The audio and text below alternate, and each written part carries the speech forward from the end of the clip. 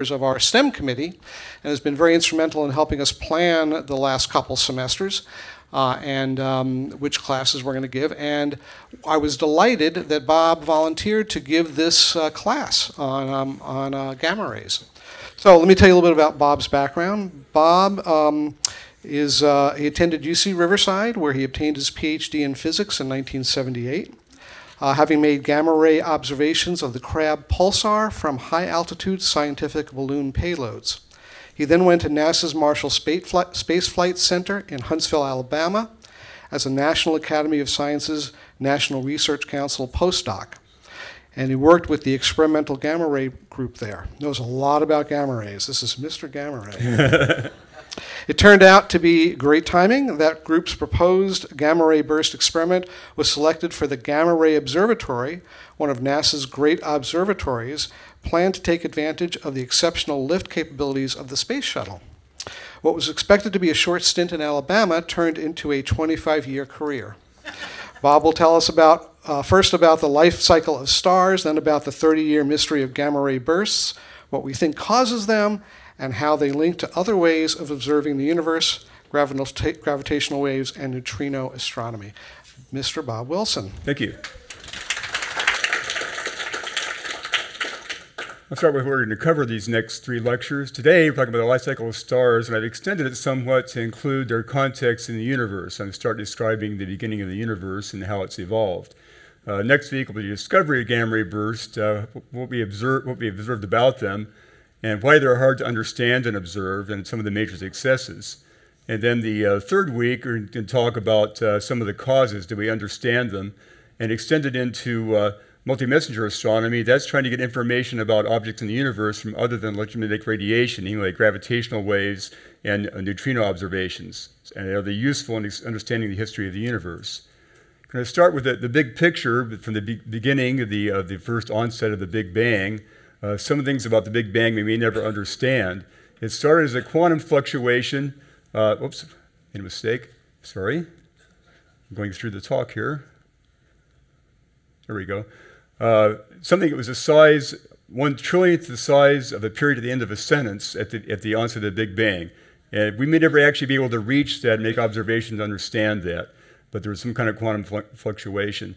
And as we'll learn in a minute about the cosmic background radiation, something involving inflation took place that made everything very uniform, not irregular. And it was very, very hot, many hundreds of billions of degrees, and started expanding at the speed of light. And within the first couple of minutes, we had electrons and protons, and we had protons so close together at 100 million degrees after a couple of minutes, they actually fused together and formed helium. Like, not all the helium that's in the universe is caused by what took place in stars later.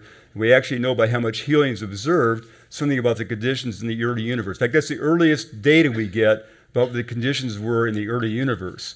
So this continued expanding at the speed of light, and after 400,000 years, the temperature in this region of all these electrons and positrons and protons that were bumping around and photons, it cooled down to the point that atomic hydrogen could form. You had atoms. So these electrons fell to the ground state of this atom and emitted ultraviolet photons, UV photons. And it's those photons that have been expanding and traveling through space for all this time, for 14 billion years. I'll tell later how we know that that's the age of the universe. And they've cooled off to the point that they're in the microwave range. And that's what was observed in 1964 in the microwave range by Penzias and Wilson, no relation. So at that point, there were no stars. There was a lot of hydrogen in the universe, but there were no stars. Gravitation started to cause coalescence, started to have early forms of galaxies, things that were moving together, but nothing at the density that allows stars to form. So that's that period you see here where it's just dark, called the Dark Ages. And then at a certain point, here it's discussed as being maybe 400 million years. I'll show data in just a second. It actually happened earlier than that. The first stars began to form. The gravity caused the material to move close enough together to cause fusion to start taking place. And I'm not going to concentrate much on all this period of time since then, since the expansion happened almost 14 billion years ago. You notice at the end of this thing, we have this curvature shown. Since the 1990s, observations have been made to show that the acceleration of the universe has been increasing. One would think naively, oh, by the way, when you think about this explosion, it's a natural thing to do to think about an explosion. We live in the context of a three-dimensional space. You think about an explosion taking place in a framework of structure that already exists. That's not what's happening here. If you think more about a two-dimensional analog, you think about a small balloon expanding. Think about you're living on the surface of the balloon, and it's expanding. So every point of the balloon is moving away from every other point in space. That's what's happening here. So everything comes later, including where we live now, grew out of this initial expansion. So it's a 3D version of a balloon blowing up. There is nothing at all outside this expansion of space that's taking place at the beginning. So, but what we've observed is the gravity is not going to pull this material back together into a big crunch. It's going to expand forever. And it's very mysterious what's causing this. So one disconcerting fact that astronomers became aware of about this time is that everything you look at since the time of Galileo, only 5% of the energy universe is what you see as this glowing stars and galaxies and so forth. 68% of the energy universe is in this accelerating expansion of space, and 23% is in dark matter. Now, Vera Rubin, a very important astronomer that should have gotten the Nobel Prize certainly, observed in the rotation of galaxies that in the outer limits of these galaxies, things should have been rotating more slowly around the center of the galaxy. But they actually rotating about as fast. It's almost like a LP record recording. They weren't rotating any slower than what was taking place in the middle. And she deduced there had to be some kind of other matter you weren't seeing called dark matter. And I say there's 5 times as much dark matter as luminous matter in the universe. And that really affected. So most of what happens and provide the structure in the universe is actually controlled by dark matter. So I think it's kind of frustrating to discover that most of what we're observing in our telescopes are not the dominant source of energy in the universe. By the way, a very good book I recommend by the great science communicator Neil deGrasse Tyson is Astrophysics for People in a Hurry, published just about a year and a half ago. It's really an excellent book, covers a lot of this material without the graphics and slides, but a lot of the context. Is really quite a good book. So to recapitulate, this is the same view more in a linear fashion. The time up here, this is the time when the cosmic background radiation was released as UV light. It's completely dark in this period. And so gradually, gravity pulled things together, started forming galaxies, quasars, which are just active galaxies, started emitting a lot of ultraviolet light, and completely reionized this material. So it starts out heavily ionized here and very small and very hot. But now, because of the formation of stars, it gets reionized. Now, it doesn't become as totally as opaque as before because it's much more spacious. It's space, after all. And it isn't completely opaque, but it's ionized. You look out in space around galaxies, there's a lot of ions, electrons, protons. There's not a lot of molecules. There are some cool places where there are, but a lot of space is ionized. And it's caused by these large 100 solar mass stars that have produced all this UV radiation. So then they go through a lot of history of the galaxies we're not going to really cover here for the next 14 billion years. Oh, I just turned it off. I'll turn it back on, sorry. Okay, so we see all this energy that's present, but this is a speculation on not just my part, but George Gamow, a very famous physicist who lived in Einstein's time, that perhaps we have a zero energy universe. So we have all this positive energy. We have mass of all the galaxies, the stars, gas, dust, dark matter, dark energy, photons, a lot of positive energy. There's a lot of negative energy. We have things bound in gravitational fields. We know to leave the Earth's surface, it takes a lot of energy for the rocket to leave the Earth's surface. Or imagine how much more it takes to leave the solar system, or even more to leave the entire galaxy. So there's a lot of gravitational potential. As I said, before we measured, we had the accelerating expansion of the universe, people even speculated things would eventually come back together in a big crunch. So there is a lot of, you don't see gravitational potential fields, but they are binding a lot of things and they actually take away from the energy they have. So not all the glowing emission, that's not all the energy that's present. So although I think by now you say, yes, there is some net positive energy, the sum of everything you see glowing plus dark matter is not all the energy in the universe. Some of it is negative. So talk once again about this flash of UV light that took place when the universe got cool enough at 3,000 degrees to emit this UV radiation. Let me describe this plot here. So we're at the center. This is a graphical coordinate system centered on the Earth, pointing towards the galactic center. It's in constellation Sagittarius. So that's the origin of this plot. If you look west longitude, 180 degrees, that takes you to this point, and east longitude to this point. So this point and that point are identically the same point. Then you look in latitude, you look at the north latitude, that's plus 90 degrees, minus 90 degrees. So this is an 8-off-Hammer equal area projection. This is the whole sky plotted on this map. And it looks, because of the false colors here, there's a great difference in temperature. This is the plot of the temperature of the background radiation. But the scale has been enhanced here, so it's only 1 microdegree, 10 to the minus 6 degrees between the hottest reds and the darkest blues. So here you are, looking with your telescope, completely opposite directions in the sky, and yet everything you're seeing from all these different directions are identically the same temperature. So they must have been in thermal contact at some point in the distant past. That's why it's strong evidence for the fact that at the beginning of the universe, everything was in direct contact. So this is the earliest information, other than the helium being produced in the early universe, that shows that there had to have been a point in time, namely the Big Bang, that this was nearly a single point in space. By the way, the name Big Bang was given by the name escapes me right now, but it was given by an opponent of this theory to give it sort of a derogatory name, but it stuck. Okay. Yeah, that's right. Thank you, Fred Hoyle. So what was we've been living for a long time. We've seen so many pictures of the Andromeda Galaxy. We've been told since we were children that we live in a galaxy and a spiral arm in the galaxy. But how different it was 100 years ago. So I picked up a book in Huntsville at a trade day sale. I kind of hoped this might be from a child of one of the German rocket scientists that came there, but he was just the director of Huntsville Utilities, I found out. He inscribed his name in it.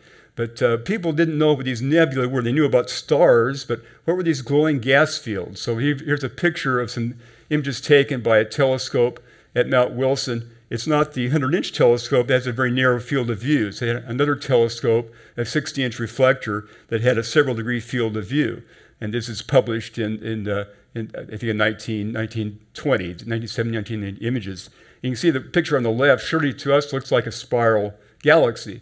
But quoted in this book, he says, it has been more than once suggested that the spiral nebulae are not nebulae at all, but distant galaxies.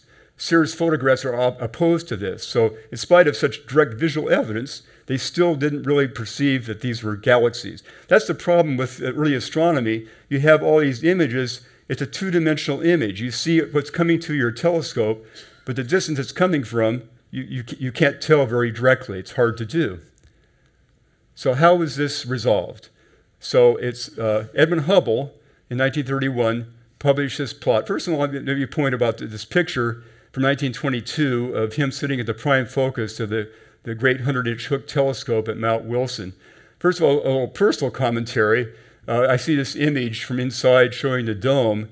Reminds me, when I was a kid of 6 or 7, my parents took me up to Mount Wilson. They had a visitor area there. And first of all, they had an image of the Milky Way, composite image, and with a lot of hands of children had worn away some parts of that. And of course, I'd never seen the Milky Way. Living in Southern California, the skies are too bright.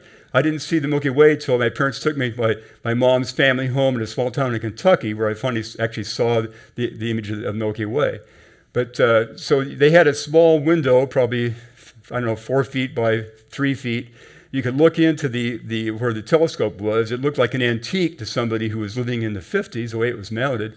But you could see the dome there. Something else, my father told me stories. I had a great uncle I never met. He was a Swedish Lutheran minister, and he was in Nebraska originally, traveling by horse and buggy, going from town to town, preaching services. And a large meteor, a bolide, came over, very, very dramatic, enough to cause him to stop. And of course, began praying. What would you do if you were a minister? And it really affected his life. So later, he came to California, a great thing for the family. And he hiked up the Mount Wilson Trail, quite a feat to do that, and talked to the astronomers. They would have been solar astronomers, and they took him down to see there's a 150-foot tower there, a solar observatory, which displays a big disk of the sun. They told him about sunspots. This would be in the 30s.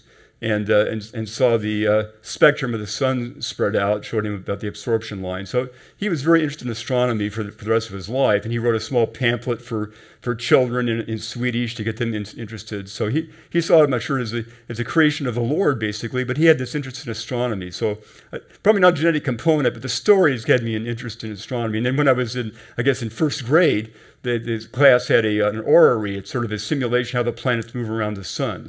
And I read books. I went to the Griffith Planetarium and saw the shows they showed there, and read books by Fred Hoyle, Hundreds of Astronomy. So I had a pretty early interest in astronomy. Anyway, back to the plot here. This is a plot that he only for about 8 galaxies, stars in distant galaxies, showing the distance in megaparsecs. That's kind of an arcane unit. A parsec is 3.26 light years. How it's obtained is you take the distance from the Earth to the sun, and you move it far enough away till it's only a second of arc. It's 1/3600th of a degree. That's how you define a parsec. And the y-axis shows the velocity at which those objects are moving away from you. And that's a very complicated thing to do. With the velocity, it's involving the Doppler shift. And we know about Doppler shift in the acoustic realm. It occurred to me while preparing this talk, you talk about people hearing a train whistle going by, hear the change of pitch. But you give this talk to young people, most people don't hear train whistles going by at crossings anymore, or wig wags when you're actually traveling on the train is even rarer experience. So they have to find some other way to have, at least in movies, they still learn about Doppler shift. And so it's through the Doppler shift that you can come up with measurements of the velocity of something is receding. So the Doppler shift is defined as the wavelength that's observed minus what's emitted divided by the emitted wavelength. It's related to velocity by this expression here. And you see if the velocity gets very close to the speed of light, the denominator gets very small, the denominator gets quite large. And a simple relation for the radius at the time of observation of the universe to when it's emitted, that would be, of course, the same as in the lab, is 1 plus z. So astronomers talk about the redshift, they come and use z as the expression for that. And I'm probably standing in the field of view of some people here, but we're sitting at about 13.8 billion years of age. And so at a redshift of 2.7, a z of 2.7, that corresponds to an age of 2.5 billion years. Giga is 10 to the 9th, same as a billion. And at a redshift of 4.1, you're sitting at 1.5 billion years after the Big Bang. And at z of 10, a very large redshift, you're sitting at 500 million years after the Big Bang. So now I've got some interesting results just obtained last March for the time of the very first stars. Something else that exists, if you have an atom of hydrogen, okay, there's 2 different energy states depending on the spin state of the electron and proton. Electrons are not actually spinning, they have a magnetic moment and angular momentum as though they were spinning. So people talk about spin in this sort of heuristic manner. And so if the spin of the electron and the proton are anti-aligned, they're in a lower energy state. It takes energy to flip the electron to the parallel state. And the energy it takes is 1.42 gigahertz, a little bit below the energy of the Wi-Fi band, right? And so if things are very highly redshifted, you're talking about going back to the early universe, and when they went searching below 200 megahertz, very much lower frequency than 1.4 gigahertz. And what they found is at 78 megahertz, they found this broad line. And so the upper part of the plot here is like 180 million years after the beginning of the Big Bang, based on the redshift of almost 20. That's very early. And it ended by the time of a redshift of about 15.5 or 16, after 270 million years. This is the experiment they did it with. It's only 2 meters by 4 meters. This is a paper with only 5 co-authors. You look at the people that it took to make the Higgs boson measurement. I think there's 1,000 co-authors on the paper. I'm sure it cost a couple $1 billion. This is probably a $100,000 experiment. This is done in 2015. It's quite remarkable. I really think it's wonderful that a handful of people, this is a collaboration between Arizona State University, some Australian scientists, in a few months' work. You can see the ground plane. They have the ground reference. This is a simple dipole antenna, and they made this measurement. So I think that's quite spectacular. So the low frequency edge tells us when the first star switched on. If you don't have atoms of hydrogen, you can't get this absorption feature. And the line goes away when all the hydrogen has been ionized by this UV emission from these large massive stars. When the whole universe has been ionized again, there's no atomic hydrogen, so the line goes away. So you can get a lot of information for just one absorption line. Now, people who have to do astronomy that don't produce nice, beautiful images, they get kind of jealous of people that can put, like the Hubble telescope people, put out a nice image, which is marketable on front pages of many magazines. It's hard to get excited, the public to get excited, about a simple line like this. But the amount of information you get from one absorption line is quite remarkable. So this is the second oldest, the earliest measurement of the universe besides the cosmic ray background is from this measurement. So it's quite an impressive achievement for the handful of people accomplished, I think. So this is another interesting measurement that's been made recently, only published last November. So let me describe the results here. First of all, blazars are active galactic nuclei that are emitting radio jets. So you have galaxies have supermassive black holes at their origins. And if you dump material into a black hole, just outside the black hole, things get very hot. And you can get a lot of energy out in the form of gamma rays, and magnetic fields are twisted around, a lot of emission in the radio realm as well. And so they're observable to great distances. So on this left side of the plot, we have redshift running from 0, which is nearby, back as far as redshift of 5, which is only 1.2 billion years after the beginning of the universe. And there have been 740, these blazars have been observed in gamma rays by the current Fermi Gamma Ray Space Telescope, 740 of them. And so by looking, okay, so then on the right-hand side, we have optical emission. Now this is something that I certainly hadn't occurred to me, and I think when they launched the Gamma Ray Space Telescope in 2007, I doubt this has been a glimmer in the eye of anybody in that group. Just think about this. There's so much space within the space, that all the light ever emitted by all the stars that ever existed is still mostly traveling. There's nothing to intercept it. Although you put up a detector, and yes, you do get some photons from a star, for the most part, light continues traveling. Just think about the cosmic background radiation, been traveling for almost 14 billion years, and it's not scattered, it's not being detected by anything. The space is so wide open for the most part, it just keeps traveling. So all the stars that have been born, lived, and died, all the light they created, for billions of years, all the light they created is still traveling through space. Quite a striking fact, I think. And so that light interacts. Yes, sir? What is galactic nuclei? Galactic nuclei, let me make sure I'm reading here correctly. Is that in the upper part here? Yeah. Oh, the centers of the galaxies. They're at the core of the galaxy, where the most concentrated mass is, which is where the supermassive black holes are. So they're the core of the galaxy. Okay? Right. So anyway, these gamma rays interact with each other. They can pair produce. They can produce electrons and positrons. So the presence of the interaction between the visible light and the gamma ray photons causes a change in the spectrum. By spectrum, I mean how many photons there are in a particular wavelength range of the measurements. So you can look at a distribution of the intensity of the gamma rays in some range of energy, and because they've interacted with visible photons, it affects the spectrum. It changes the spectrum. And as you do this as a function of distance, you measure the distance to these various blazars, going from nearby to as far as a redshift of 5. And if you look back in time, you see different amounts of the effect on the spectrum. And you see on the right here, you see a plot of the number of stars, how many stars there were. So you can tell that at a redshift of 2, there were more stars being born at that time. So I can't say exactly. This is information about the stellar birth rate. What you do next, I'm not sure I can say, but it's an interesting measure that from this one measurement you can learn that the amount of stars being produced per unit time over the whole history of the universe. I think that's quite an interesting measurement. Just one more slide here about the universe before we get to stars in particular. Back before 1990, everyone thought that galaxies were rather uniformly distributed in space. But then you started hearing about the great voids, the Boötis, what's the right term, constellation.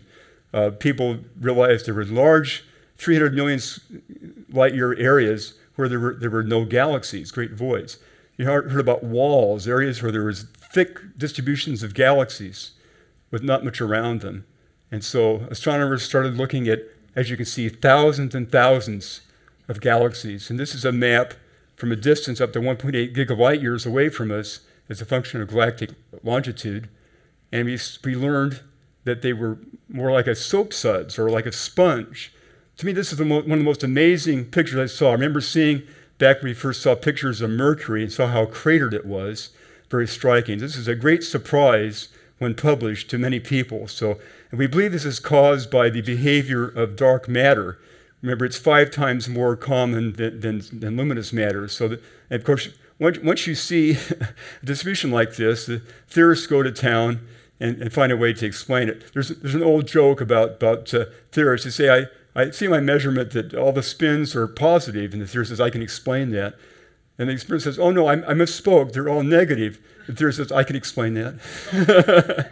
So it's true, it's always this competition between new data that observers make and theorists attempt, and this is a natural process, and it's a good thing. It's good for theorists to get out in front and try to model things and try to fit existing data or predict data. It's part of the process of doing science. So now it's fun to get to the topic of stars. So how do they form and what causes them to occur? This is a famous picture from one of the first pictures published by Hubble after they repaired the instrument because of the misfiguring of the mirror. And this is late stage objects where things are being concentrated. So it isn't just a pure virgin hydrogen anymore. There's a lot of silicate particles and dust and gas, and they're being concentrated in the 3 pillars, it was called. So certainly gravity keeps compressing things and temperatures are increasing. Well, why don't they collapse all the way to a black hole? What is the power source? What is supporting them? So how did it look back in 1921, almost 100 years ago? So in the same book I mentioned before, they go through some suggestions of what might be the power source for the stars. So they thought about these 5 possibilities. One is gravitational contraction. Just getting smaller because of gravity, heating things up. And that would give them a maximum age of 20 million years. But they knew, talking to geologists, there were stratified rocks, sedimentary rocks. They estimated were at least 2 billion years old. Now we know they're even older than that. So that wasn't going to work. Well, how about it just started hot and is cooling off? That could explain a few thousand years. Or combustion, like a coal-fired sun, only good for about 1,500 years. Or the impact of meteors, adding physical energy from that. That requires an impossibly large number, and of course we would be noticing them hitting the Earth, so that was ruled out. So they really didn't have an answer. They really didn't know what was causing all this energy being emitted from the stars. So the answer came in a famous paper by Margaret Burbidge, Geoffrey Burbidge, Will Fowler, and Fred Hoyle in 1957, forever more known as B squared FH. Margaret Burbidge was at Caltech. The rest of them were associated with Mount Wilson and Palomar observatories. Of course, there's been a lot of work, Manhattan Project, learning about fission, and of course, certainly thereafter, the hydrogen bomb fusion. People doing a lot of modeling, figuring out that maybe things hot enough, you could have things diffuse. So they put it all together in this really fundamental paper. I actually have a personal story about that. So this fellow grad student of mine, Jim Ryan, who went on to go to the University of New Hampshire. He's been a professor doing gamma ray astronomy there for 40 years. He started out his career at UC San Diego, and that's where the Burbidges had gone a few years earlier. And you see, he was really a mountain of a man. You couldn't miss him. So he told me stories long before, when I first met Jim, when he came to UC Riverside, that he loved to eviscerate people in the colloquia. There was a Friday afternoon colloquia almost every week. whether it was a grad student or visiting professor or somebody local. And of course, he's a very smart man, as you can imagine. So he would sit there and just strike this man down with questions that couldn't be answered. And he enjoyed it. It was like sport for him, you know. So one time in 1993, I was going to give a half-hour talk on results from a burst and transient source experiment on the Gamma Ray Observatory in '93.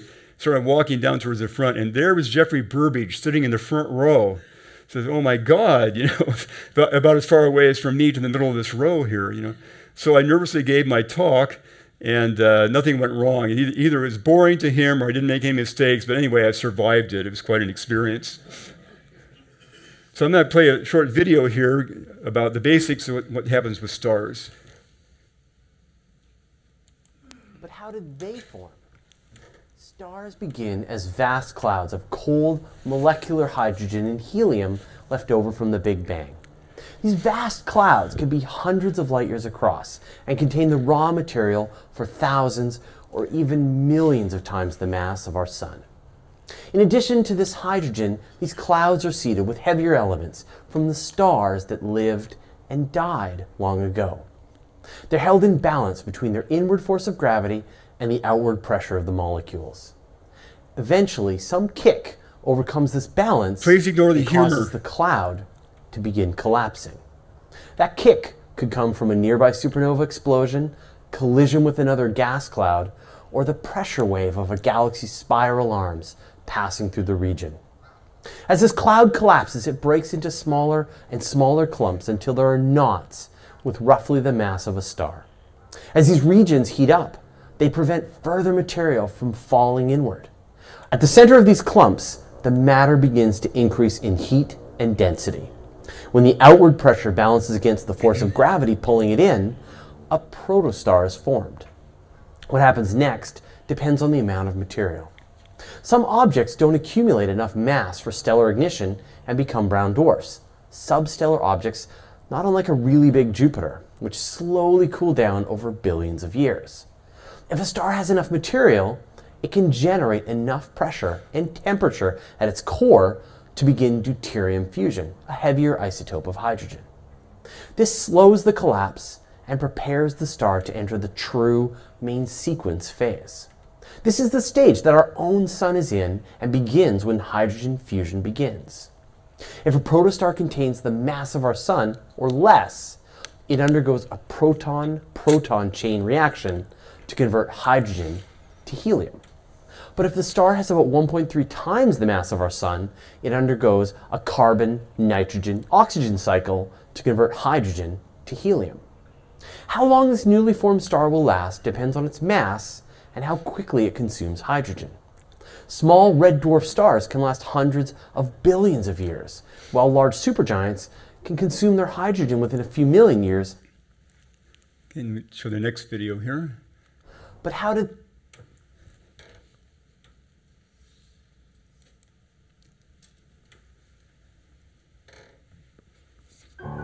Way out there in space, there's huge clouds of dust and gas. And if one of those clouds of dust and gas is massive enough, its own gravity causes it to start to collapse. So it falls in on itself, and towards the center of that cloud, it gets denser and denser, it gets hotter and hotter. And eventually, the particles that the gas and the dust are made of are brought so close together that they start to stick together, they start to fuse. That's the energy source of a star. The star switches on and begins to shine. Inside every newborn star, hydrogen atoms are fused together to make helium.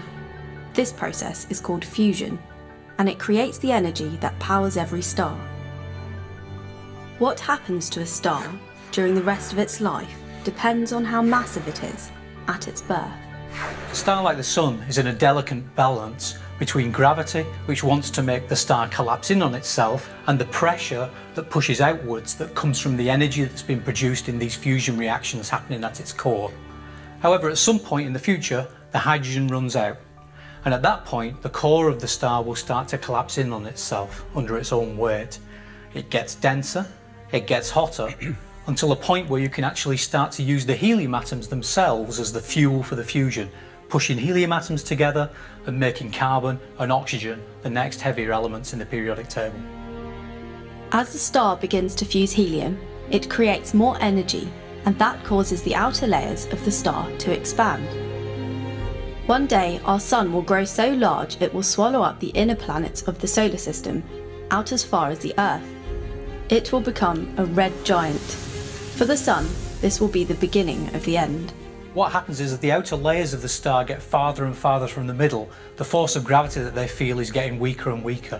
And actually, the star loses hold of its outer atmosphere. Its outer atmosphere drifts off out into space.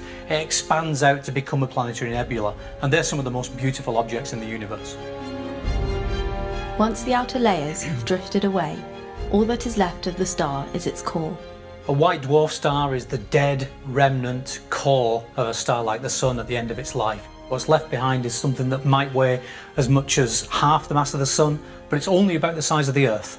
So it's an incredibly dense object, it's dead, there's no nuclear fusion going on it anymore, it's incredibly hot, but then over millions of years it will gradually cool down to become a black dwarf. Some stars, however, are much more massive than the Sun, and they lead very different lives.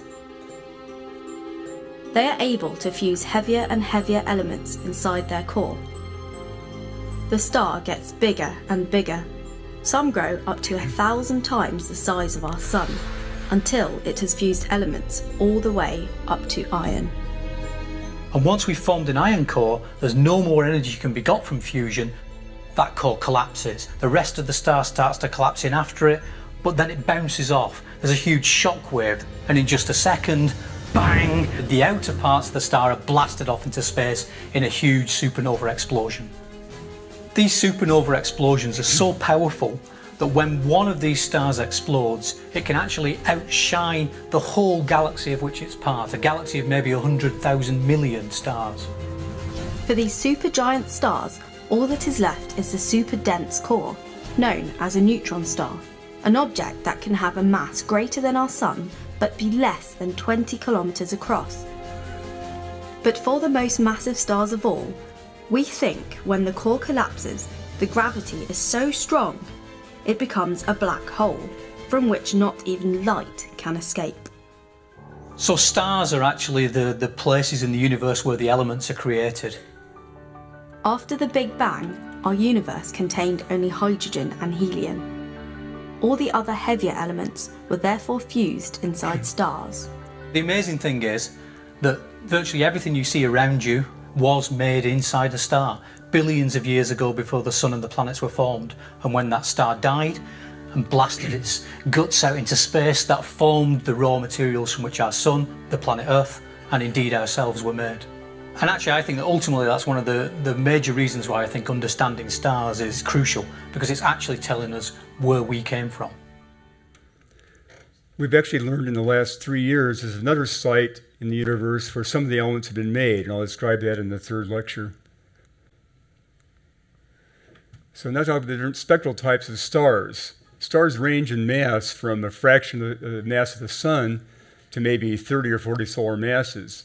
And so since there's so much more energy being generated in the large stars, and nature's trying to bring things to terminal equilibrium, the surface of those stars is much hotter, the larger stars. So this results in a big range of temperature. How do you measure the temperature is by the spectrum. People who had some physics have heard of Wien's law. It turns out if you take a black body, it's a neutral material, and you heat it up, you can estimate what the peak of the spectral emission is. It gives you the temperature. So this right plot here is how you measure the temperature of the Sun. You see where the peak is, a wavelength about 458 nanometers. And if you double the temperature, you have the emission line peak. It goes as 1 over the temperature. Another point is that the luminosity, how many photons per second, the energy being generated goes to the 4th power. So if you increase the temperature by a factor of 2, you get 2 to the 4th, or 16 times as much energy, a very strong function of the temperature. And you see that in the plot here to the right. So if you go from 3,500 degrees Kelvin, you see you have a linear scale of temperature of wavelengths on the right. You have a tremendous amount of increase in intensity. you may wonder, we talk about heating up an iron rod, it becomes, first of all, you don't see any visible emission, then it gets red hot and orange hot, you see colors changing. The reason you don't see green hot iron is because at about 3,000 degrees, it becomes a vapor. You never get to a rod that's as hot as 5,000 degrees. It's a vapor by that point. Oh, I did it again. Okay, here we go. So this is a very dramatic effect. If you look at the whole visible range from a star that's 3,500 degrees Kelvin, mostly to the red end of the spectrum, and go to a 50,000 degree, very massive star, it's all to the blue end. So it's a very dramatic thing. I think some of the brightest stars that amateur astronomers look at, you actually can see visually the change in the color of some of these stars. Of course, with spectra, you can see it in detail. So there's an issue of trying to figure out, when you look at all the stars in the universe, because they're born at different times. You have these supernovae take place, they blow out material into the universe, they recondense. When you look at a distribution of all the stars in the universe, you don't have a standard starting time. So some famous astronomers in the early 1900s, Einar Hertzsprung and Henry Norris Russell, if you can figure out what two parameters to choose to plot, you can gain a lot of knowledge. So they chose to plot the temperature of the star versus its luminosity. Of course, you have to figure out the luminosity. You have to know the distance to the star because there's one of R squared effects. So there's a lot of legwork that goes into figuring out the distances to the stars by parallax or by looking at something variable. Some stars, they vary in brightness, and that tells you their absolute luminosity. Or some supernova, they have sort of a standard intensity. So it's a very complicated process to find the actual brightness of the star if they're all at the same distance. All that work has been done to produce this plot. Imagine if you had aliens come to this planet and for just a brief time, and they saw babies, toddlers, teenagers, adults, old peoples, and cemeteries, and figure out from being here for 5 minutes, how are these things all related? Any relationship? So it's like that with stars, only we live for 100 years, or science has been around for a few hundred years, but stars live for billions of years. So it's very complicated, requires a lot of theory and modeling. How do you make measurements to figure out what's the life cycle of a star? So this is a distribution. You see a lot of stars, what's called the main sequence. And then you see stars that are much less luminous. And you see some very large stars that are very bright. Amateur astronomers will know names like Betelgeuse, Antares, Rigel, but how do you get one place to the other? What's going on over time? Well, one way to study this is to look at globular clusters. Globular clusters were formed out of the same concentration process going on for mass by gravity. They were stars born at essentially the same time. And some of these clusters are very, very old. So by looking at their behavior, maybe you can learn something about the lifetime of the universe as well, and I'll show you how that is. So people have modeled clusters, a single cluster, from great knowledge of the theory how stars evolve and the process going on in the stars. And this is a mathematical model of a single globular cluster over a range from 100,000 years to older than the age of the universe. There's a couple expressions here. There's one is a salpeter mass distribution, just deciding how many stars of each mass type to produce. And they produce only 100 as many 10 solar mass stars as solar mass stars. And so I think that's one thing that comes up. Oh, also metallicity. Astronomers speak kind of crudely. If it's not hydrogen, they call it a metal when they're clustering. It's kind of a strange terminology. So talk about solar metallicity distribution, talk about the solar distribution of elements besides hydrogen. So that'll come up in the first few frames here. Oh, I gotta do video here.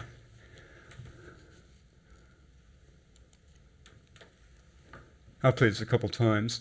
The upper left-hand corner shows the time clock running. And you'll see you start with stars already, the massive stars already be on the main sequence, a green line you'll see. They're already there at 100,000 years. And you'll see over time, suddenly they start showing up as red giants. There they start to go. And soon they'll come in as white dwarfs on the bottom. There they go at 170 million years. 5 billion years is the age of the sun, right there. 10 billion is when. So you see here, this is a time older than the age of the universe. So if you look at a globular cluster, a very old one, what you see is you see quite a few that have, you see this pattern of where the stars are, their luminosity versus temperature, and you'll see some that have stars that you can model to be 13 billion years old, but you don't see stars that are 14 billion years old. So this is a cross-check on the age of the universe. So it's quite striking. When you have some accumulations of very low-mass stars, they'll spend their whole lifetime never burning out, because it takes longer than the age of the universe to do that. Maybe I'll play this one more time. You choose where to look.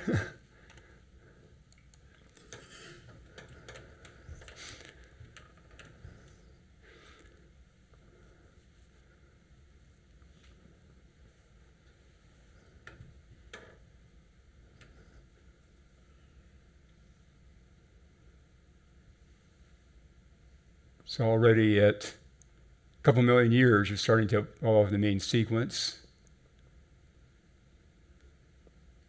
First white dwarfs at 200 million years, I'll call it 4 billion. There's age of the sun, end of the sun. So I think it's quite interesting. Okay. So the main factors controlling stellar evolution is the total mass. Massive stars have very short lifetimes, and what they're composed of. As you go through numerous cycles and you have supernovas spewing out material, later stars have different mixtures of elements within them, and they affect how the stars behave in their lifetimes, because how the material gets out of the sun, how they diffuse out, it's the opacity. It's how difficult is that for that photon to get out of the sun. It's affected by what the composition is of the sun. The fusion is going on in the core. It takes a long time. It takes 10 to the 5th years for the energy that comes out at the edge of the core to escape all the way to the outside of the sun. At some point in the sun, it gets to be more energetically favorable. Instead of having the photon just diffuse out, if you just take a cubic kilometer of material, and you just move it upward and let its heat radiate in local surroundings which are cooler, you move more energy more quickly. It's the same thing that takes place in a pot of boiling water. You get the heat out more rapidly by turning over cells of heated material, let them go to the top and cool off and go to the bottom. It's a convection process. And where that takes place in the star depends on the mass of the star. Okay, so now we're going to go through the endpoints of stellar evolution from the smallest mass stars up to the greatest mass stars, and there's some overlap, as you'll see. How are we doing for time here? Okay. So don't blanch at this very complicated diagram here. I'll walk you through it in some detail. This is another Hertzsprung-Russell diagram. So the bottom axis is the temperature, and the left axis is the luminosity, over 10 orders of magnitude. That's a huge difference from the coolest to the hottest here. Now, I told you once before that the emission for something as a heated object goes as the temperature to the 4th power. And of course, it also goes as the area. So you have like a 4 pi r squared, a constant times t to the 4th. That's the total amount of energy coming off a star of a particular temperature. And so you can take an object of a certain size, namely the radius of the sun, and if you vary the temperature, you can compute the luminosity. So this dashed lines are the luminosity for something the size of the sun as a function of temperature. They've done that for something that's 10 times the sun, 100 times the sun, etc., to as long as 0.01 times the size of the sun. That's what the dashed lines are. So this describes what happens to something the size of the sun from 1 through 10 here. So let me go through that. So at first, several million years before you reach the main sequence, the sun begins collapsing because of gravity, and it's getting hotter. You see we're moving to the left in the diagram from 1 to 2 to 3. And when it gets to 3, it's hot enough in the interior, more than 100 million degrees, to start fusing hydrogen to helium. And then it becomes very stable there. It spins 10 billion years stuck at 3.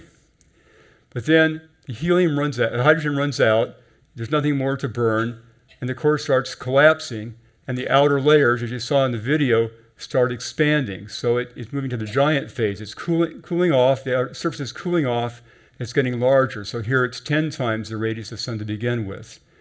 Then at that point, the core having collapsed, it starts producing some helium on the outer surface, and it gets larger still. In fact, the outer layers of the sun get so cool, they start to form atoms there and molecules, and they emit photons and expands the area more. It gets larger and larger. So then it collapses, and carbon and nitrogen start igniting in the core, and it gets even larger. Actually at 0.7 is where it starts burning carbon and nitrogen. That heats things up, okay, very hot, and rather quickly the core keeps collapsing, but it doesn't get to the point where it can burn silicon. It never gets hot enough to get to silicon, so it starts cooling off and shrinking till it's the size of the Earth, and then it cools off over billions of years. Okay? And if all stars were just single stars, that's all we would have, be white dwarfs. The fact that many stars are in binary systems, so when they're collapsing, it's not just one center of mass. There's things that are adjacent. They end up in binary systems. I'm sure many amateur astronomers have looked at binary star systems, optical doubles, some of which are accidental, but some are actually binary stars. And the fact that there are binaries around leads to a lot of interesting behaviors, and I'll go into them next. So why does the collapse stop at a white dwarf? Well, it's something called electron degeneracy pressure. It turns out that electrons have half-integral spin. I mentioned spin once before. And you can't have two electrons be in the same energy state. That's actually very important in chemistry. If all electrons could be in the same state, there wouldn't be any electron shells at different levels in an atom. Everything would be in the ground state. There wouldn't be any chemistry, and we wouldn't be here. It turns out it's called the Pauli exclusion principle, and it's because when you have electrons that are coupled to each other, if you exchange the electrons, which are identical, the wave function has to be antisymmetric. So psi has to be minus psi. Well, that means psi is 0. And so there's no such state. So electrons cannot be in the same energy state, Pauli exclusion principle. So they resist that, provides a pressure beyond just the Coulomb pressure. And that's what causes that you can't have any more compression unless you add so much mass as you can overcome that pressure. But if you have a binary system, then things can be affected. What happens next can be affected because you have a binary. So what we have here is we have a star that originally was more massive because it evolved soonest. But it's thrown off all its outer layers, so now it's actually less massive. You can tell because the Roche lobe is a point where the gravity is equal from the second star and the first star. And the fact that the gravity is further away from the second star means that actually I'm not right here. There's more gravity from the first star, still more mass there than the second star. The first star is in a white dwarf state. The second star is now in a red giant phase, and mass can spill over that X point there and start heading for the white dwarf.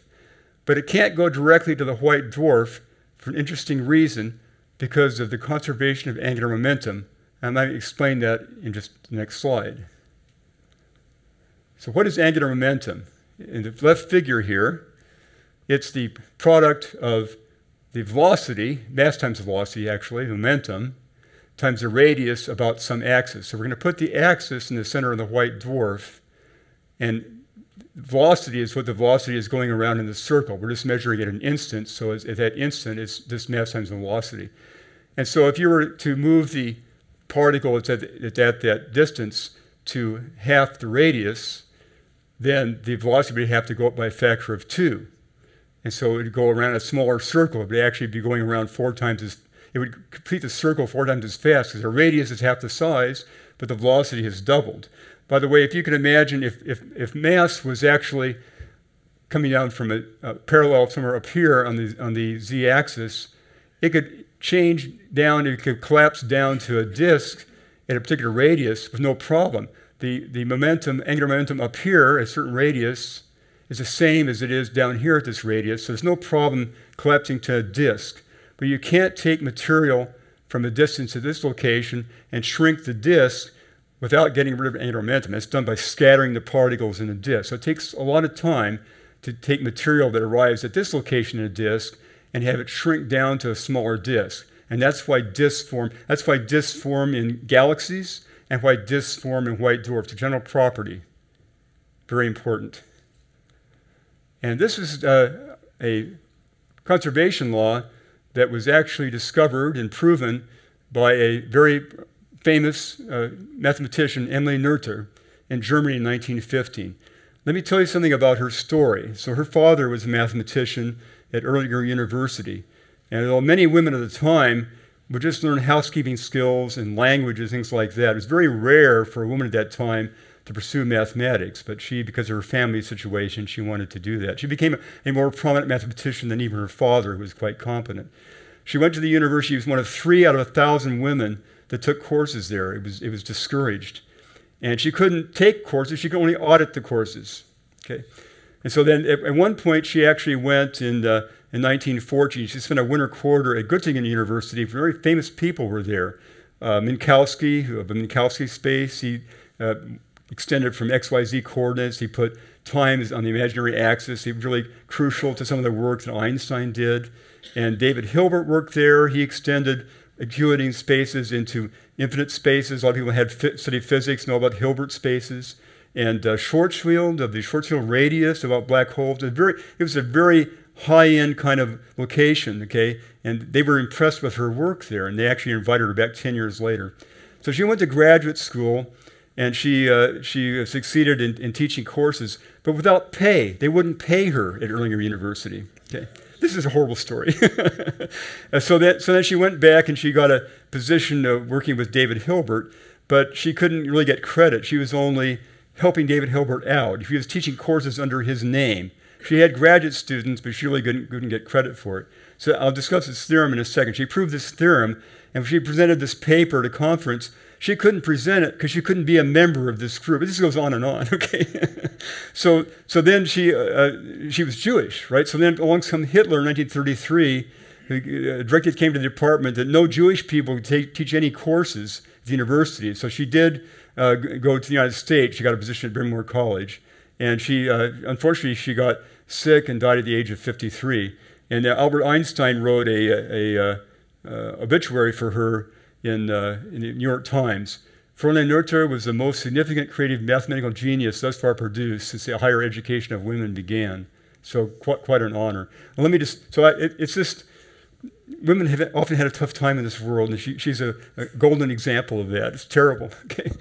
So the conservation laws are due to symmetries, which she showed. Every symmetry of a system has a corresponding conservation law, so it's a general theorem. When I talk about time translation, space translation, and rotation translation. Translation just means simple word for movement. So if you move a system from one time location to another, just move it in time, as long as it isn't a direct function of time, then that's why energy is conserved. If you move it in space, you set up the experiment one place in the lab and another, you should expect the same result because linear momentum is conserved. And if you rotate the system, as long as it isn't a direct function of the angle, then angular momentum is conserved. So very fundamental, important theorem proved by her. I think it's really quite a story.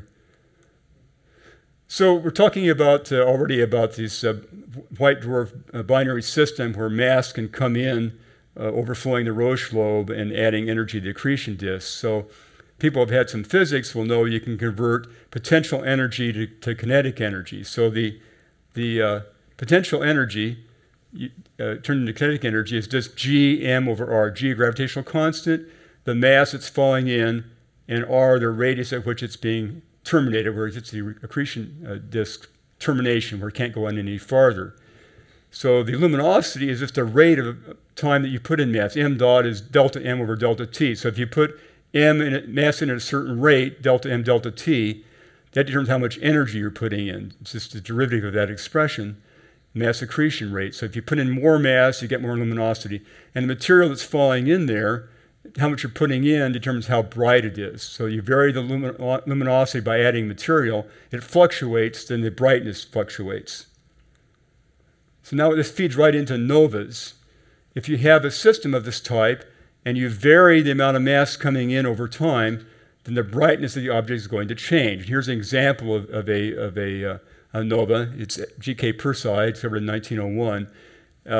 When theorists do modeling of systems like that, you usually start with things that are very symmetric, but the reality is they're very complicated. So in this image here, the yellow is optical emission, the blue is X-ray emission, and pink is radio emission. So it's actually, because things change in a very dynamic way and very complicated, then the actual reality of objects in the universe is much more complicated than the usual modeling that people can manage to do, even with the computers of today.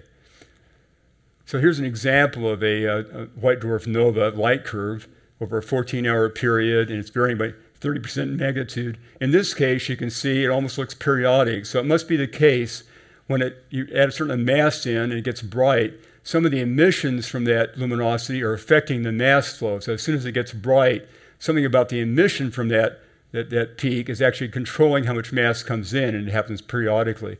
This is clearly done by some professional astronomer with very frequent measurements, but many objects of this type are made by amateur astronomers. There's an organization, AAVSO, the American Association of Variable Star Observers. There are about 2,000 members, most in the US and around the world.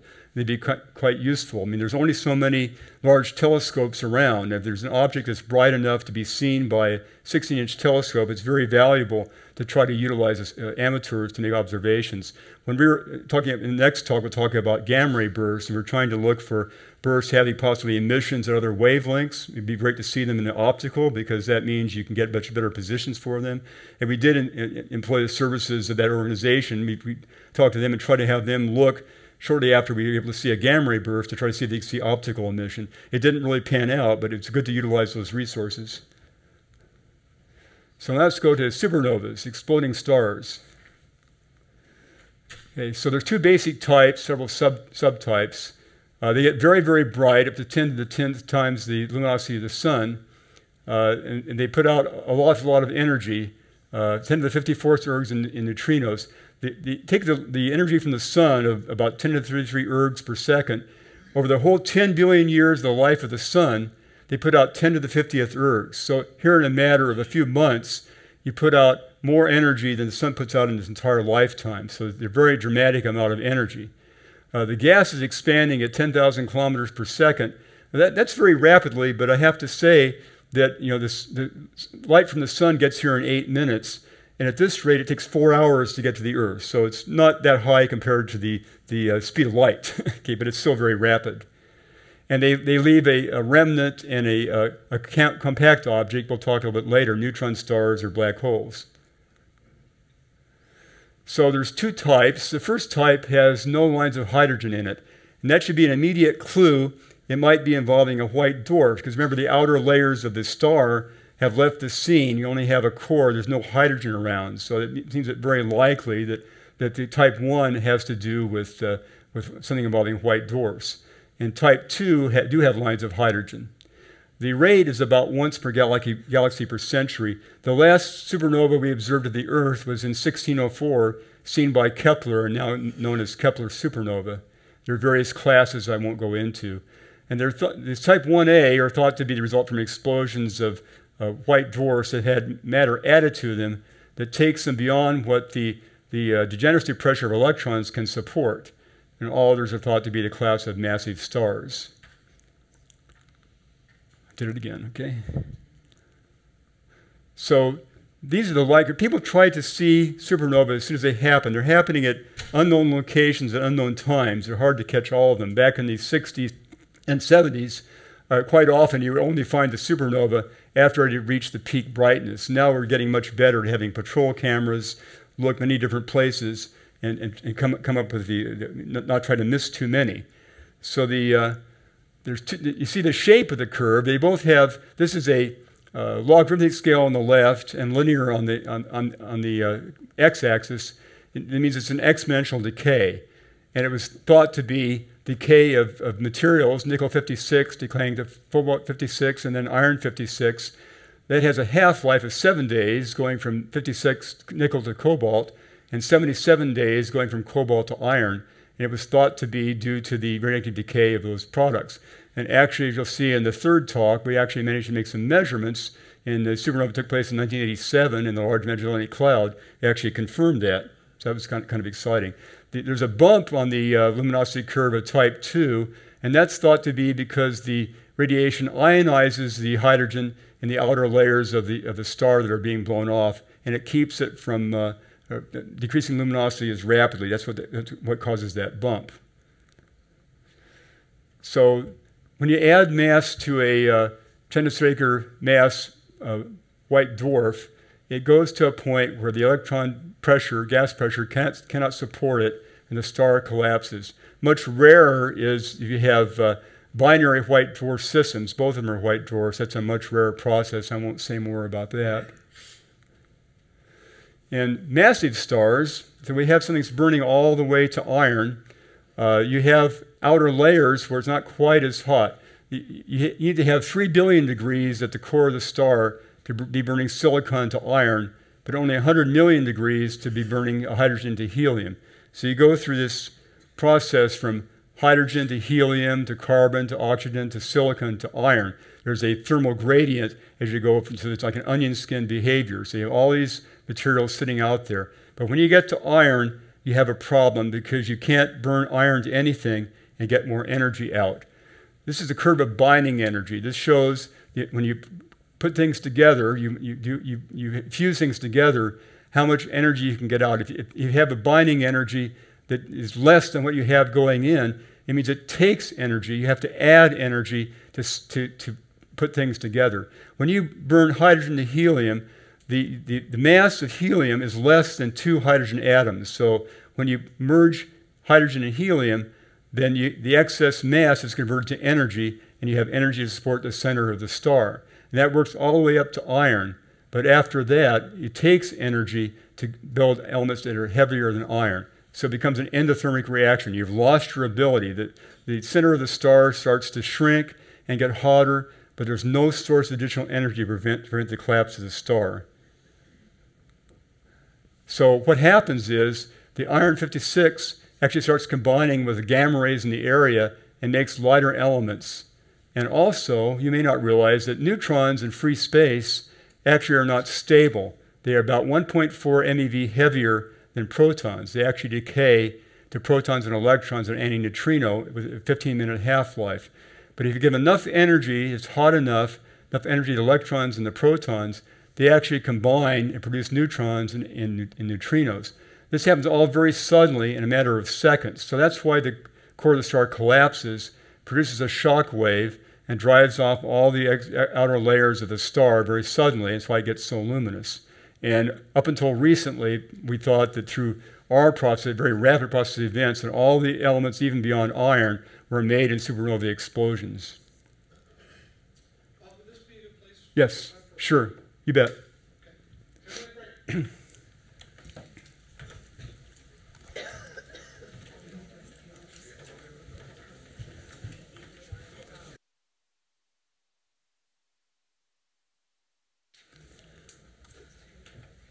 Okay, we finish off here talking about the core collapse in massive stars.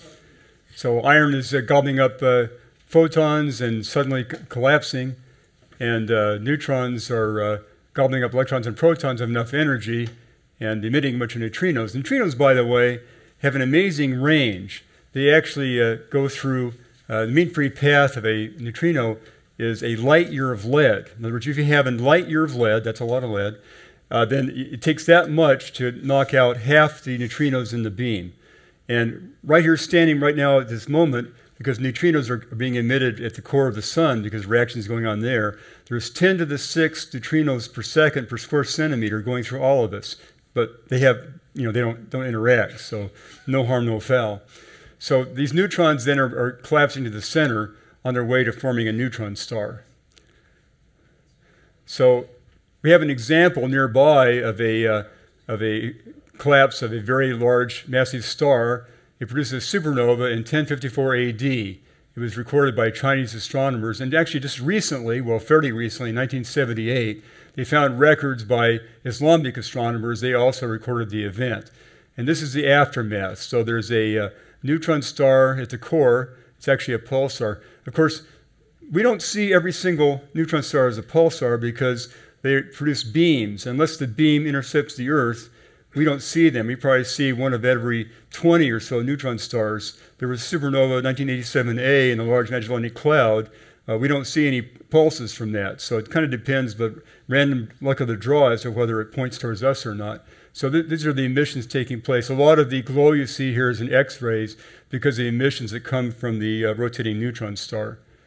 We actually were able to make some measurements in the in our gamma ray experiment on the Cosmic Gamma Ray Observatory, in the 1990s. I actually made these observations. It's sort of the calibration source. The neutron stars have a lot of inertia, and they don't change their rotation rate very rapidly. So they're a good timing source, as well as a rather constant luminosity source. When you first fly an experiment, the first thing you do is make sure you can see the Crab pulsar. So this is now a fun story of a detection very early of a supernova. I told you before, when you look at the two light curves of type 1, type 2 supernova, you don't always catch them at the very onset. And this is a story of what an amateur astronomer did some years ago, 2015, I believe. So he's a lover of astronomy. So as a child, his father took him out to see a comet in 1970 at the age of 10.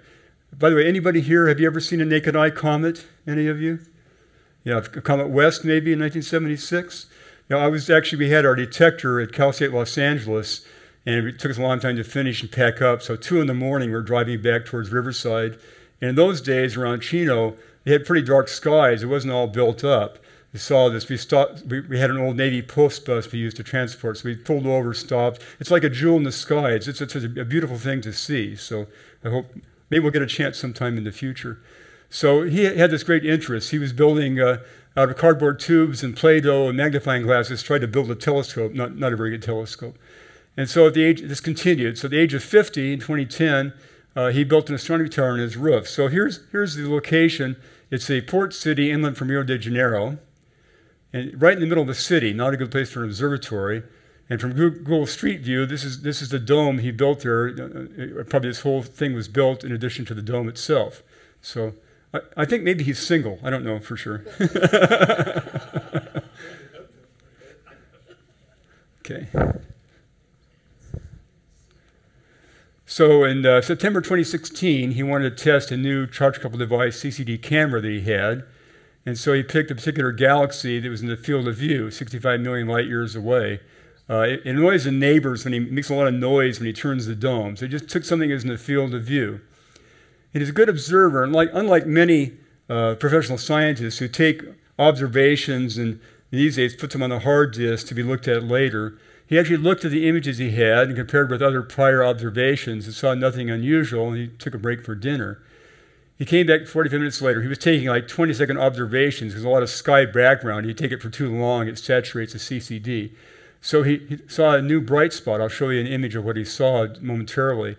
So he saw very rapid brightening, very rapid brightening. It's a factor of 200 in 90 minutes, like unheard of. So he first tried to contact some professional astronomers. Apparently there was a scientific meeting going on. I guess he knew the names of 4 or 5 people. He couldn't reach any of them. So he contacted another fellow amateur who took some images, said, yes, I see it too. So he got out an astronomer's telegram. In years past, it would have been an IRU circuiter by telegram, but these days are much more modern. So it's go to the internet and send an astronomer's telegram. Picked up around the world. So very quickly, by the next evening, other people were making observations. It's so amazing. If that rate of increase kept up for a full day, it would increase by 43 magnitudes. People who are amateur astronomers know what a magnitude increase. A factor of 10 to the 17th, and just an amazing amount of increase. And so what he's observing was there had been this supernova take place, and so this tremendous amount of intensity coming from the core shock wave, actually breaking through the surface of the original star, heating it and expanding it. So something had never been seen. It's like a 1 in a million shot. Be looking at this the right place at the right time to catch this. So this turned into a paper in Nature. People who are scientists love to get Science and Nature are the 2 premier journals in all of science. So it's pretty much a coup to get a paper in Nature. So he's the co-author here, V. Busso, and he lists his location as the Busso Observatory. It's his institution. And so this is the rate of change. So the first red line, that's the upper limit. He looked at this sensitivity level and saw nothing in this first set of exposures. And this is the data he actually took, or the exposures every 20 seconds, are the gray lines with their error bars, and they've been averaged in different time scales. And so this is a logarithmic plot of the intensity and a linear plot. So this is an exponential growth. So it's exponentially increasing in brightness. If you look on this second slide here, this is near the end of his exposure. There's a small dot It's between the M and the B in September, slightly closer to the M, right where the green light is right there. So you have to be very observant, and this is a negative image. You have to be very excited about small black dots and things if you're an astronomer, but it's quite a coup.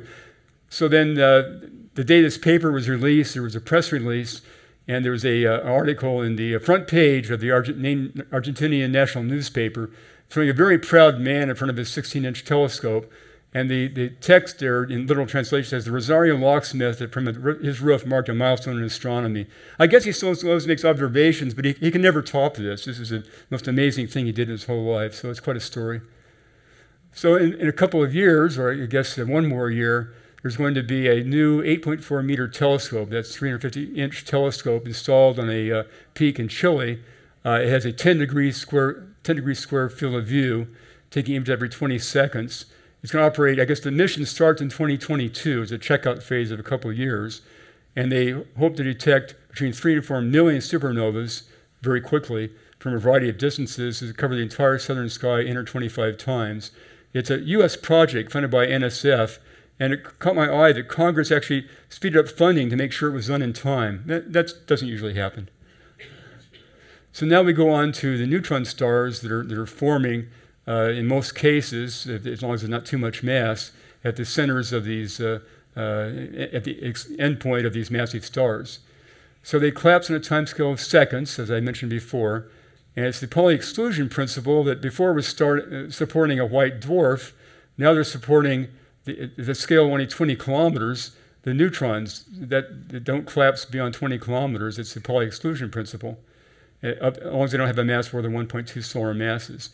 They have a very high mode of inertia. They're hard to change. It takes a lot of torque to change their rotation period. They're very stable, and they have very high magnetic fields of the 10 to the 12th Gauss. The Earth has a 1 Gauss field. Some of these objects have 10 to the 15th Gauss fields. They're called magnetars. So this led to discovery of pulsars. They were discovered at Jodrell Bank in 1967 by Jocelyn Bell. She was a graduate student working with Anthony Hewish and Martin Ryle. They got the Nobel Prize in 1974, just them, not her. Now, I've heard, when I say, oh, well, sure, the women being mistreated again, but I actually heard interviews with her, and I think she's right. She said it would be very unlikely for the graduate student of this project that was under their auspices to get the Nobel Prize. And there are many other examples. This is a sample of just looking at her case. I think if it had been a man in her position, graduate student, it's likely he would have gotten the same treatment. So it's hard to say it's just an instance of one. She was awarded just the last year or two a new prize, a breakthrough prize, founded by Sergey Brin of Google and Mark Zuckerberg and others on the 50th anniversary. It's only been going for 3 years. And they have some prestigious winners. Stephen Hawking got the award for his discovery of black holes and Hawking radiation. The LIGO team, the Laser Interferometer Gravity Wave Observatory team members, and then, they were the previous 2 winners. And she got $3 million using it to advance the cause of diversity in astronomy. This is a picture of the first chart recording. Technology has changed a lot since '67. So she's shooting out paper in a chart recorder with the pen recording the traces. And she said, and this is a picture of her when she got the breakthrough prize. She says, I got on a fast recording. As the chart flowed under the pen, I could see the signal of a series of pulses, 1 1/3 seconds apart. Deflections are down. So just amazing how much technology has changed since the 70s. Within 3 months of that, because they actually were going to give the name LGM for Little Green Men at first. It's just a sign of intelligent life, but they held that back smartly. So then within 3 months, Tommy Gold, a UK astronomer, came up with a model of a rotating neutron star with a magnetic field not aligned with the rotation axis and sweeping pulses by us periodically as it rotated. So let me run the video here. Okay.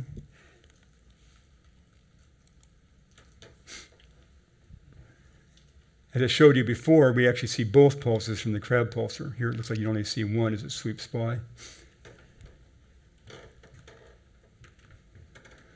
This is an image taken by the Chandra Observatory of the central region, the actual pulsar itself. And you can see a beam coming out from the axis of the magnetic axis. There's also a lot of emission going into the nebula around it. it's very complex. To actually do a detailed modeling, you take an image like this and have the intensity as a function of all positions. It's not a simple matter to actually go from first principles.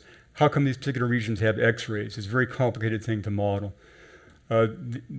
This is a model of a simple line drawing of a model of what's going on at the pulsar. It's thought that the radio, okay, but the emissions from this object go all the way over about 10 orders of magnitude, all the way from radio waves, infrared, optical, X-ray, gamma ray. It's a broad spectrum with a rather single power law. It's thought to be mostly electrons circulating around magnetic field lines producing synchrotron radiation. But they think the radio is coming from this central region here. This is a drawing of the last magnetic dipole field, like the Earth's field, going out to what's called the light cylinder. Now, if you have particles resident on the magnetic field tied to the field, and they're rotating every 33 milliseconds, it goes around once, very high rotation rate. As you go out to larger radii, then you're going to get higher velocities. There comes a point you're going so fast you reach the speed of light. As you go out in the cylinder, the speed of light cylinder, you're moving at the speed of light.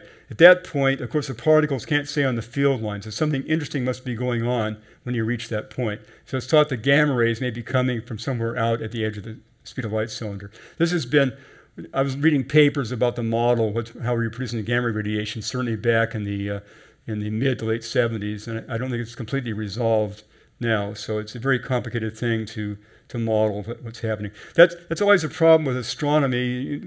In other areas, you can go into the lab every day and change a parameter and come back and make some more measurements. You keep modifying what you're studying and make changes. With astronomy, you're faced with whatever's coming as a radiation to you. Maybe you can change the wavelength range, look at multi-wavelength things, optical, gamma ray, whatever. But you can't ever really, other than the case of Chandra I showed you, you can resolve it. In most cases, you can't actually come up with the details of the physical arrangement. You can just see the radiation. You don't know if it's coming from the same place or it's the size of the region it's emitting. It's very complicated. So it's hard to get enough parameters to be sure that your model is the correct one. It's quite a challenge. Yes?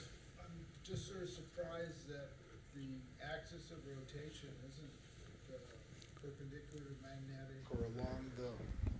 I'm sort of surprised that the axis of rotation, the axis of magnetic field is not perpendicular to the axis of rotation, or that the emission cylinders are not along the axis of rotation. Why is that? Well, first of all, we do have measurements because of Chandra that we really do what it is. So we do know it's not a speculation. We know it's a measurement at least.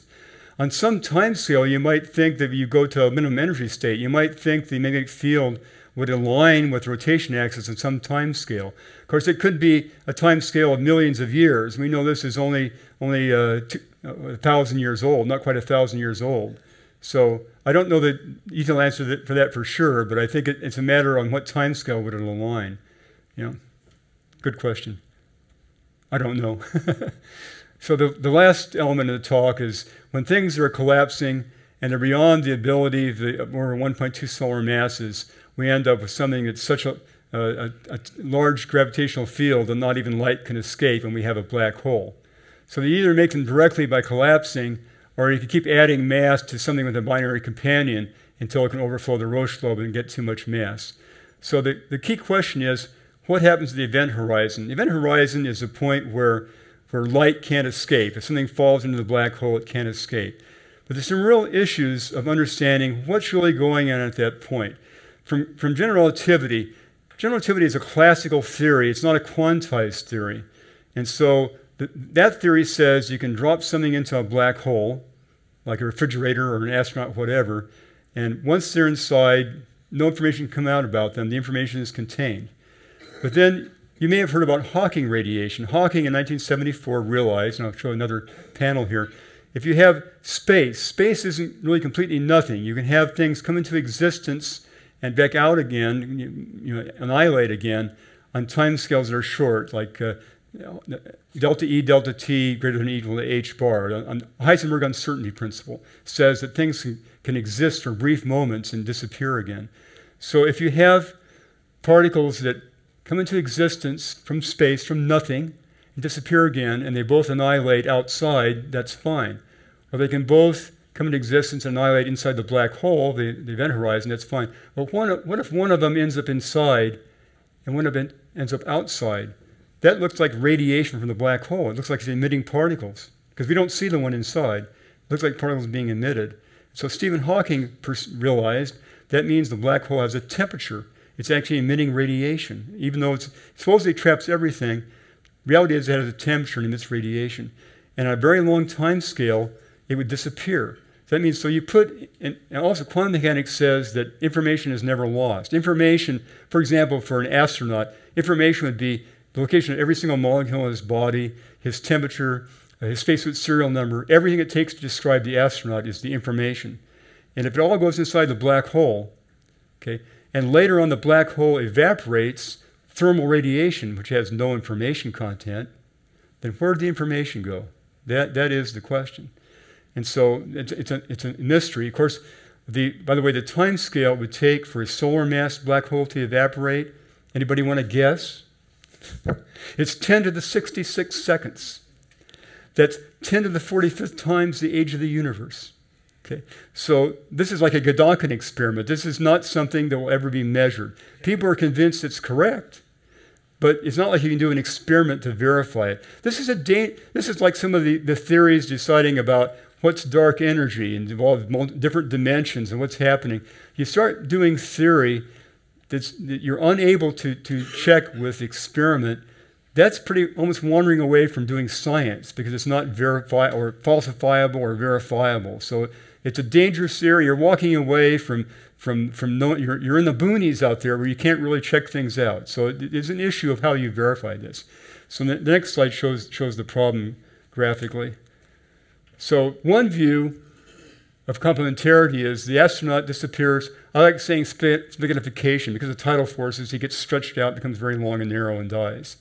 So that one view is he ends up inside the event horizon, never to be seen again. And later on, the black hole evaporates, and the information about him is gone forever, disappears. The other view is that he ends up on the surface. It's very telling that something else that Hawking showed is that, I don't know if you know what entropy is. Entropy is a measure of this disorder in the system. And Hawking showed that the entropy of a black hole goes as the area of the black hole. You might think, well, a black hole is a three-dimensional object. So you might think the entropy, change the radius of the black hole by adding more material, that the entropy goes as r cubed. But it goes as r squared. The entropy goes as r squared. How is it something about the area of the black hole seems fundamental? So perhaps because of time dilation, these are all speculations, not proven, that maybe nothing ever goes inside the black hole. Maybe something actually comes to a stop. Time comes to a stop. Everything is smeared out and stops on the black hole. Maybe it's even burned up in a firewall on the surface. There is no interior of the black hole. I once read a paper by a theorist that said, let's take a black hole and let it evaporate till half of it is gone. And he showed that the amount of information left was insufficient to describe the interior of the black hole, thus saying there is no interior of a black hole. So this is still a matter of great debate among theorists, but of course we don't know a lot about this because it's not something you can do experiments on. So you're often in a domain where theorists spend a lot of time at meetings debating these things. It is certainly not resolved, but in fact, we don't know how quantum gravity works. It works on a different scale than we are aware of. There may well be some progress before we all pass away, but we don't know that for sure. So this is an incompatibility between general relativity and quantum mechanics that's unresolved. So I'm going to end with tying the black holes back to planets. There is a supermassive black hole of about 4 million solar masses at the center of our galaxy. And and how you know that is by looking at the dynamics of when stars pass very close to the black hole and how fast they move. You can do some measurements of what the mass is at the center. Some interesting measurements have been made. I'll play this video to show that.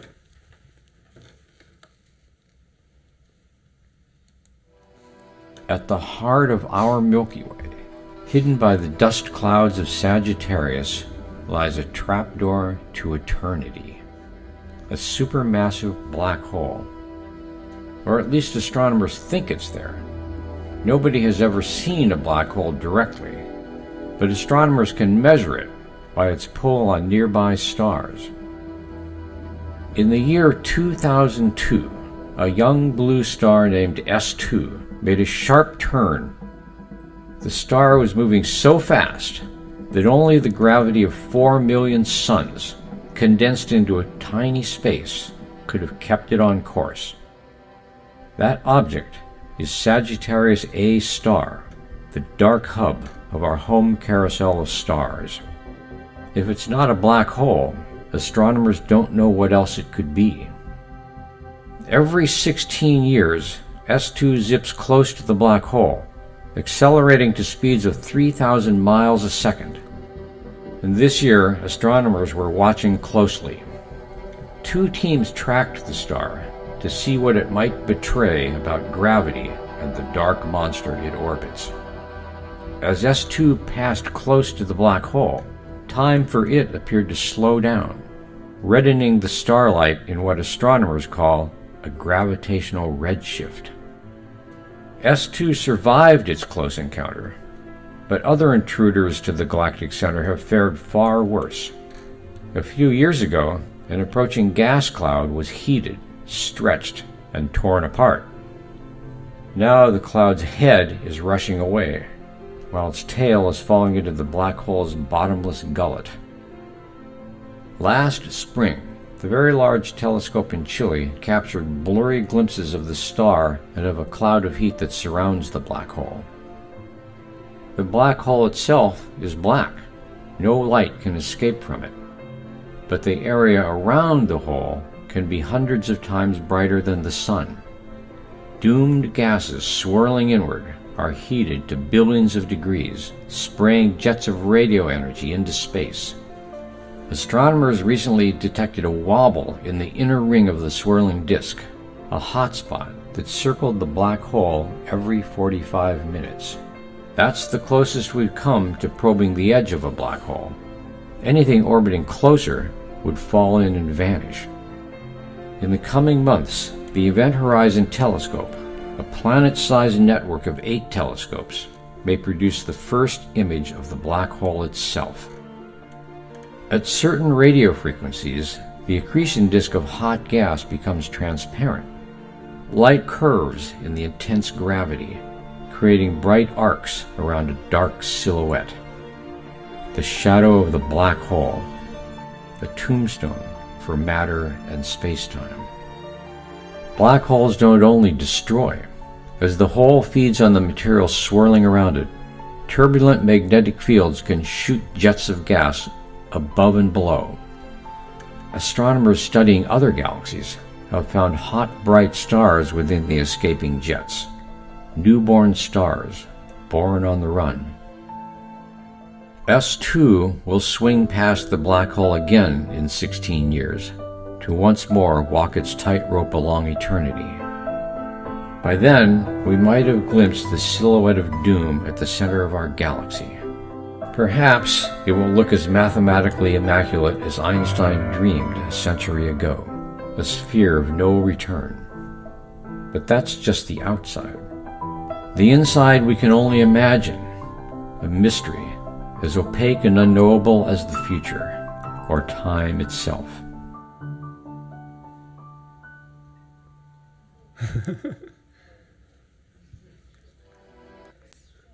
So we've covered these various topics from the least massive stars to the most massive. That's how stars end up. Next week we're going to talk about, this has been a broad area covering many areas of astronomy. This is going to be a really more focused talk about gamma ray bursts. They were first discovered in 1967, but they were classified until 1973 when I first learned about them when I was in graduate school, starting to do work on the gamma ray detectors. So we had a possibility of making observations that could be related, a very exciting time. So I'll just tell you about how they were discovered, how difficult they are to observe. We used to say when you see one gamma ray burst, you've seen one gamma ray burst. So, and then in the following week, we'll talk about the theories and also how they tie into multi-messenger astronomy, how they might relate to gravitational waves and neutrino observations. So thank you for your time.